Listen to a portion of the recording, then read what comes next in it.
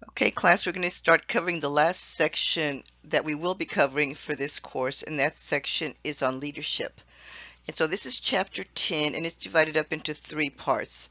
There are some exercises, assessment exercises that you're going to be doing for this particular section, and they've been loaded on Blackboard, so you will need to go ahead and download them because you'll need to go ahead and complete them so that when I'm talking about it in the next section, you'll know how to interpret them. So in this particular first part of the lecture, we're going to be talking about the difference between being a manager and being a leader. We're going to be talking about what makes a leader a good leader and what makes a leader a bad leader. And basically, what type of leader are you, or what kind of management style do you prefer? What type of leadership would that encourage, given the style that you have?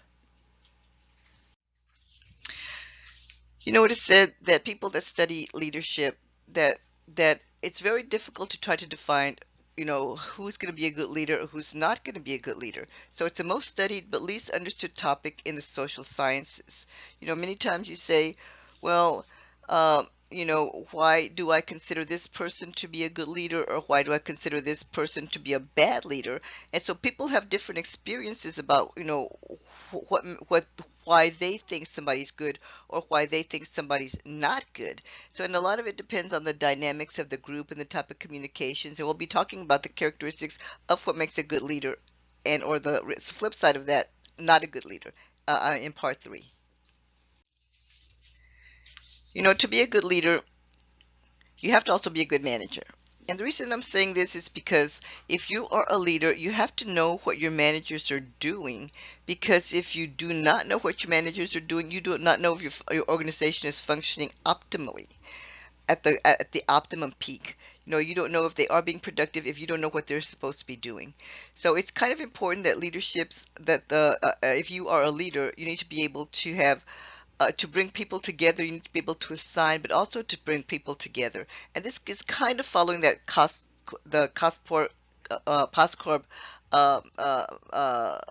theory that we had earlier, like when we were talking about organizational theory, but it breaks it down for leadership itself. It says, you know what, people that are leaders need to be able to plan. And planning is a kind of, I would say, one of the most important things that distinguishes a leader from being a manager, because a manager is more involved with the tasks that need to be done. A leader says, I know the tasks that need to be done, but I also have to kind of bring them all together for the purpose of this organization, to be able to meet the objectives of this organization and to meet the mission of this organization. So in a way, you can kind of say it's the vision. It's the vision.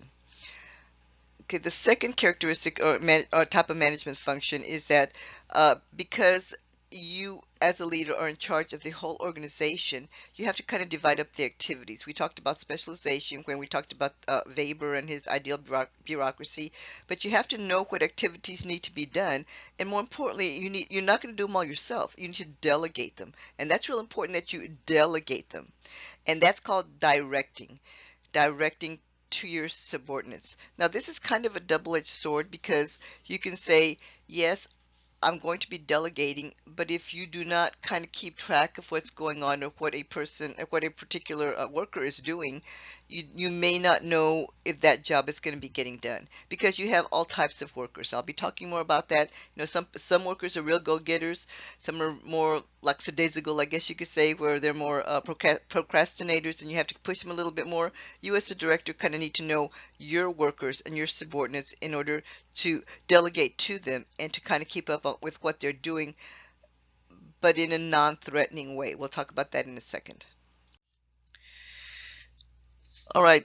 A leader needs to be able to coordinate, and so this is integrating these activities that you have delegated out. You have like maybe 20 people; they're all doing different things. You as a leader kind of have to know what's going on with those 20 different people that you've delegated different assignments to, and so you need to kind of bring it together the way that you see fit. And the way that you do it is by this particular concept called controlling, and that kind of has a bad word, right? It's like a bad connotation, let's put it that way. Because a lot of times you're saying, well, is it really micromanaging? But the way that you say is, I'm checking on the progress of this report, and you might need to make adjustments. As a person is working on a project, they may run into different types of difficulties that you as a leader may not have anticipated, given that the data, as the data was coming in, or the information that's being gathered. But you don't know that, and you don't want to be surprised by a final report that is not what you expected, and what you wanted is not what you expected. So if you take steps to check the progress of what these individual workers are doing, you try to do it in a non-threatening way. And more than anything else, people do not like to be micromanaged. I mean, that's the best way I can put it. They do not like to be micromanaged. And so this is where the theory X and the theory Y comes in. Some people respond more to theory X more so than to theory Y, or vice versa. Some people like to have a more directive approach. Just tell me what you want me to do, as opposed to some person that may say, let me figure it out and I'll get back to you and I'll let you know how I think it should be done. And you just have to know your workers more than anything else. You have to know your workers. And the final concept is implementing. And so you have to be able to fulfill the purposes of your work plan. And that's basically saying, okay, we did these projects, the projects were assigned, now we have to implement them. How am I going to implement them for maximum productivity, for maximum results, for maximum service output, because we are public agencies? Okay, what I want you to do is I want you to go ahead and do the Theory X, Theory Y questionnaire. That's the one that's downloaded. And this is asking you as a worker, what kind of boss do you like? Do you like a Theory X boss, or do you like a Theory Y boss? So be working on that one. And hold on to these exercises, because you're going to be using them for the final. The final is going to be over the last two sections that we covered. And it's going to be using these self-assessment exercises that you're going to be doing. Okay, well then what makes a good leader an effective leader? Again, that's kind of hard to define. First of all, I talked about the vision and I talked about the judgment. When a person comes into an organization, they have to kind of gauge where that organization is at any given time. But remember, because we are a public organization, or this is public administration, we have laws, we have this political environment, we have lack of resources. So you have to be able to gauge where your organization is at any given point, given the resources and the resources in terms of human resources, like the personnel that we have. Because if we had all the money in the world and we could hire all the staff in the world, we would be doing a great job. But we don't. But that doesn't mean that we should kind of like not do our job. So you have to be able to guide, motivate, and inspire people to produce. And that's also known as, you need to be able to motivate, And so we went through some of the different motivation techniques of how you try to inspire people. What satisfies people, why are people more reticent to do some tasks than other tasks, what's going to drive them, what are intrinsic or extrinsic types of values that they respond to. So there's many ways that you can look at it, and this is where you would use that motivation theory. And so basically, to be an effective public agency, you tend to have strong leadership, strong and effective leadership, or more directive in a lot of ways, because it is hierarchical, because it is a bureaucracy. And this is kind of what Weber was talking about.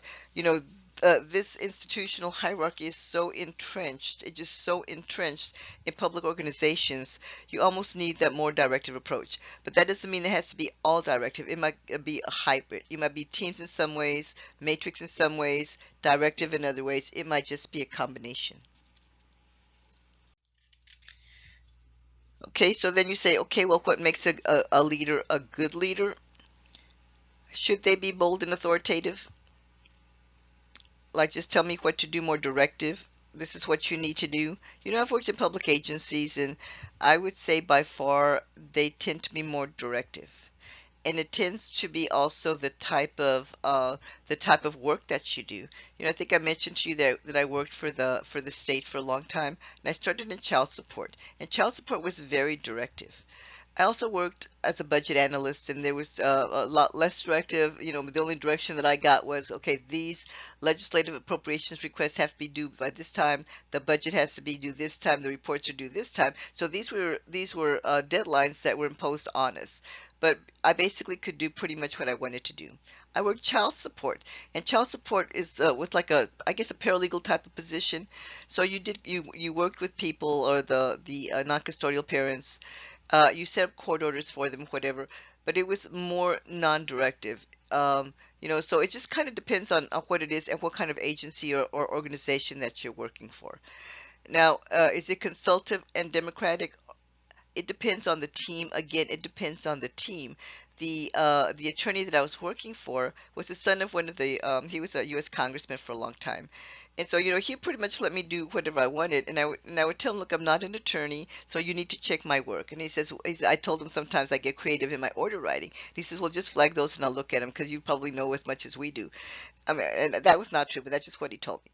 Anyway, or but in a way, kind of like empowered me as a worker to do my best. So to do my best. It could be that maybe a leader is very goal oriented. And so what that means is that the process doesn't count, only the results count. And so we've gotten to the point, especially in public organizations, and this is part of that national performance review, where they're saying everything is results oriented, results oriented. So they're just looking at the bottom line. I'm not sure if this is the best way to do it, because I still think process is kind of important, but we've got to the point where it's very goal oriented, that they might issue a quota, like in child support that I was talking about. We did have a quota. We were kind of like a self-supporting agency, and we had to collect, this was back in the olden days, guys. We had to collect like $75,000 a month. And when you have these non-custodial parents that are basically ex-felons, that was a lot of money to collect from this tremendous caseload that we had. People that work for the state, they say that they're lazy or whatever. Believe me, we earned our keep. Earned our keep. Or it could be that the leader is more people oriented. And so that's not a bad thing, for you to be aware of your workers and the people that work in your organization, to be aware of their needs. Sometimes you may develop codependent relationships with your workers, and you as a supervisor, you as a leader, you do need to have that demarcation saying, well, I am the leader, and do not expect certain favors from me or whatever. Okay, so these are some of the assumptions about leadership. And so basically it's saying, well, a leader needs to be able to acquire legitimacy. And the way that they acquire legitimacy is that they are either elected, they are appointed, or they are hired. But whatever way that they come into a position, any kind of position, they need to be able to acquire a followership, because you cannot be a leader if you don't have any followers. So if you're a worker, you have to be accepted, as the leader. They have to be able to accept you in some way. And the reason that this is important is because if you are going to be a leader and you need to depend on the people that are working with you or for you, you need their support. And I think the easiest way to lose their support is to lose their trust. And so this trust is one of these ambiguous terms. How is it that people trust you or they don't trust you? I think most of you have worked in situations where you can see that you say, I will give you the benefit of the doubt, but if you screw me over one more time, that's it. That's it. All right, I guess that's what I'm talking about. All right, so if you are elected, that's through the political process. If you are appointed, I want to talk a little bit about this one, because a lot of times people say they're going to be promoting from within. They're going to be promoting from within. And so they're promoting from the rank and file, but that's kind of a double-edged sword for some reasons, because a lot of times if a person is a good worker doing their job, their particular job that they were hired to do, does that make them a good leader?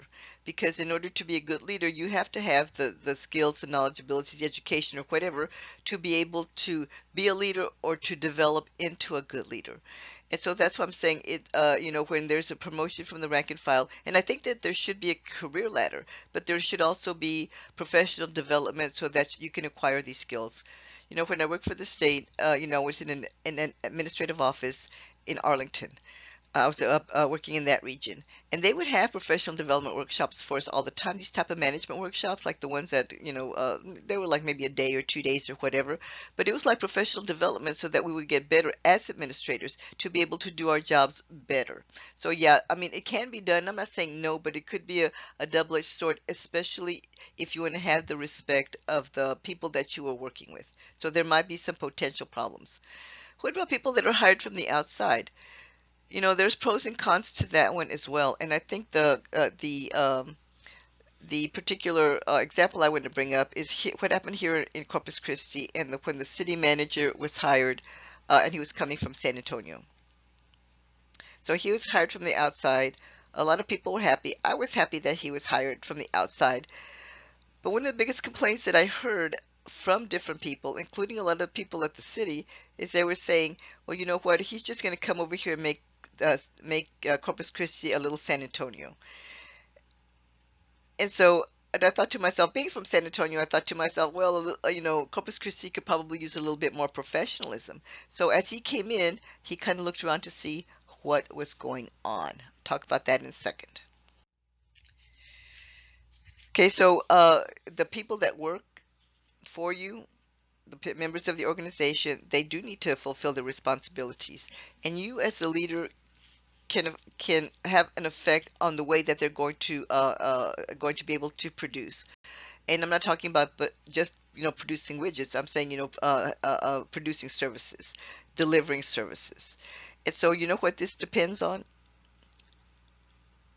It depends on the communication that you have with your leader, with your supervisor, and communication goes both ways. It depends on the management style. The management style. If somebody's very theory X and they prefer very theory Y, there might be some problems. Or the way that we say it here at the university, when they get kind of theory X on us, okay, who screwed up? So there you go, right? All right. You as the worker, or when you are a leader and you're looking at the workers and you're saying, okay, how am I going to be able to assess how I need to approach this particular worker, this particular member of this organization, and it's called a dyadic, and it's basically saying you can't use the same management style on every single person because they have people have different goals. Some have some are more results oriented, some are more goal oriented, some are people pleasers. Some people like to have a lot of socializing. So you kind of have to know your people and know where they are and know how to approach them. So it just depends. You just have to have a tool, a bag of tools, so that you know how to approach the different people. So it's a relationship between the leaders and the followers, because as a leader, you will need followers. Otherwise, people are not going to follow you and your organization is going to fall apart.